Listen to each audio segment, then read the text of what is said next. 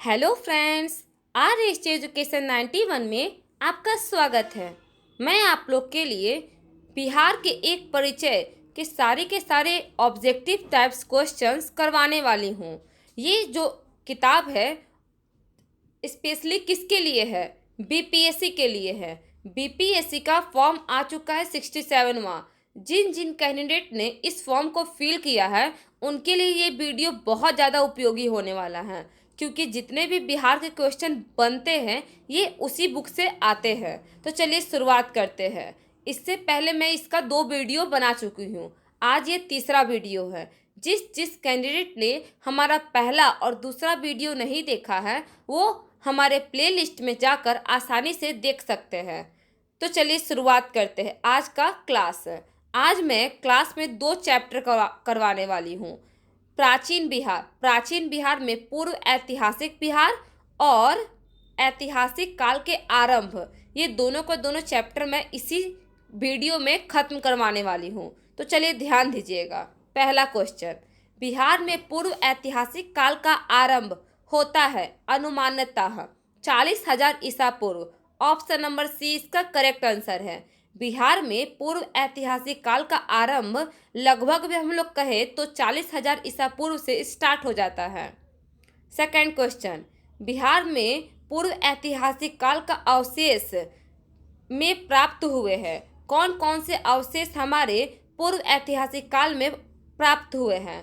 कुल्हाड़ियों के फलक, चाकू, खुरपी और मृदभांड, ये चारों चीज पूर्व ऐतिहासिक काल से हमें प्राप्त हुए हैं। नेक्स्ट क्वेश्चन, बिहार में आदि मानव का निवास के आरंभिक साक्ष्य कहाँ से प्राप्त हुआ है? ऑप्शन नंबर बी मुंगेर और नालंदा। ध्यान दीजिएगा, मुंगेर और नालंदा से आरंभिक साक्ष्य मिले हैं, मतलब कि आदि मानव रहना शुरुआत किए थे मुंगेर और नालंदा से। ठीक है, तो जो आदि मानव है कब से रहना शुरुआत किए थे? तो पूर्व प्रस्तर युग से ही ये रहना शुरुआत कर चुके थे। क्वेश्चन नंबर 4 में आपका यही है, बिहार में आदि मानव की उपस्थिति के आरंभिक साक्ष्य किस युग से मिलता है? तो पूर्व प्रस्तर युग से मिलता है। हमारे कितने युग में बांटा गया है? तो पूर्व प्रस्तर युग, मध्य प्रस्तर युग, नव प्रस्तर युग और ताम्र प्रस्तर युग, ये 4 कैटेगरी में युग को बांटा गया है।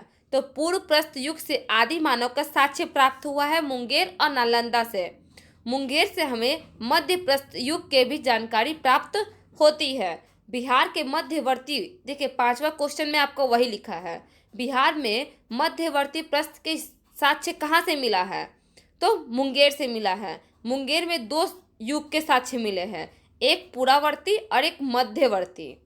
क्वेश्चन नंबर 6, बिहार में चिरांद जो कि सारण में पड़ता है और चेचर जो कि वैशाली में पड़ता है, किस युग के अवशेष प्राप्त हुए हैं इन जगहों से?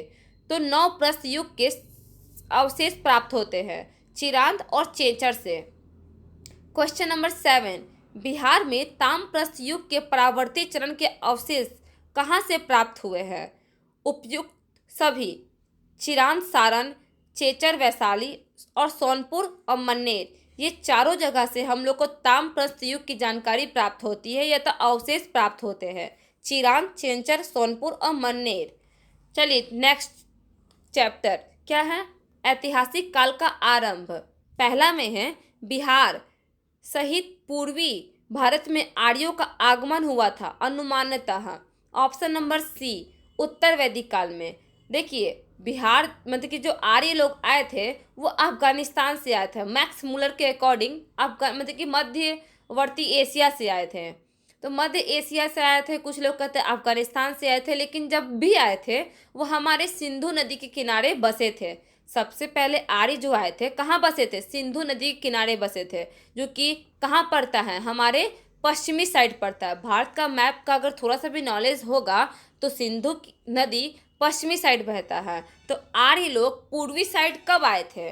तो उत्तर वैदिक काल में, ना कि ऋग वैदिक काल में आए थे। ऋग वैदिक काल में तो हमारा 2 टाइप में होता है वैदिक काल, ऋग वैदिक काल और उत्तर वैदिक काल। ऋग वैदिक काल का तो आरंभिक चरण था, तो शुरुआत में आए थे सिंधु नदी में। तो सिंधु नदी तो पश्चिम साइड है, तो ऑप्शन नंबर ए तो हो नहीं सकता है। तो और एक ऑप्शन बचता है उत्तर वैदिक काल में आए थे। लगभग कब? तो लगभग 800 ईसा पूर्व में आए थे।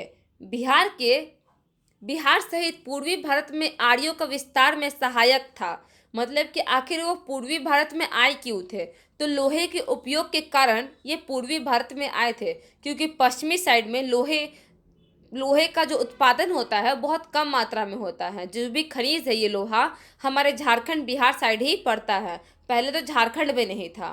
तो ये पूरे के पूरे बिहार का ही एरिया में आता था। क्वेश्चन नंबर 3, श्रुति तथा किंवदंती के अनुसार महाभारत युग के समय बिहार में प्रमुख राज्य कौन कौन से थे? मतलब महाभारत युद्ध के समय बिहार में कौन कौन से राज्य प्रमुख थे? ऑप्शन नंबर सी, ए और बी दोनों, तो 4 राज्य हो जाता है। ध्यान दीजिएगा, मगध, विदेह, अंग और लिच्छवी। मगध, विदेह और अंग और लिच्छवी, ये 4 जो राज्य है हमारे बिहार में पड़ता था। मगध, विदेह, अंग और लिच्छवी। क्वेश्चन नंबर 4, वेद के किस ग्रंथ में बिहार के विदेह राज्य के आर्यों के आगमन तथा निवास का साक्ष्य विवरण मिलता है? मतलब कि वेद कितने प्रकार के होते हैं? 4 प्रकार के होते हैं, ऋग्वेद, यजुर्वेद, सामवेद और अर्थावेद। तो वेद जो होते हैं, वेद के किस ग्रंथ से बिहार के विदेह राज्य में आर्यों का आगमन मिलता है? मतलब विदेह तो हमारे बिहार में था, तो आर्य लोग विदेह में कब आए थे और निवास करना शुरुआत किए थे? शतपथ ब्राह्मण में वेद कई प्रकार के होते हैं, तो मुख्य वेद तो आपके 4 ही प्रकार के होते हैं, लेकिन अगर उसको भी डिवाइड करते हैं तो शतपथ ब्राह्मण भी आपका इसमें आता है। विदेह के प्रथम चर्चा शतपथ ब्राह्मण में ही हम लोग को देखने को मिलता है। नेक्स्ट, बिहार के कौन से प्राचीन राज्य आरंभ में बहुत दिनों तक आर्य व्रतों के बाहर था तथा अनावृतीय जाति के लोगों के आवास स्थल था? मतलब आर्य लोग वहाँ नहीं रहते थे, वो जितने भी जो आर्य लोग नहीं थे वो वहाँ रहते थे, वहाँ निवास करते थे। तो कहाँ था? मगध में था। मगध लोग आर्य नहीं थे, आर्यव्रत से बाहर थे और अनावरीय जाति के लोग वहाँ निवास किया करते थे, मगध में। क्वेश्चन नंबर 6, बिहार में उपनिषद काल में ब्राह्मण धर्म तथा ज्ञान का महाकेंद्र कहाँ है? ऑप्शन नंबर सी, विदेह में है। विदेह में ही हम लोग को ब्राह्मण धर्म और ज्ञान का महान केंद्र स्थित है, जो कि उपनिषद काल के समय के बारे में बता रहा है। विदेह के राजा के जनक कौन है? विदेह के राजा जनक प्रसिद्ध दार्शनिक थे।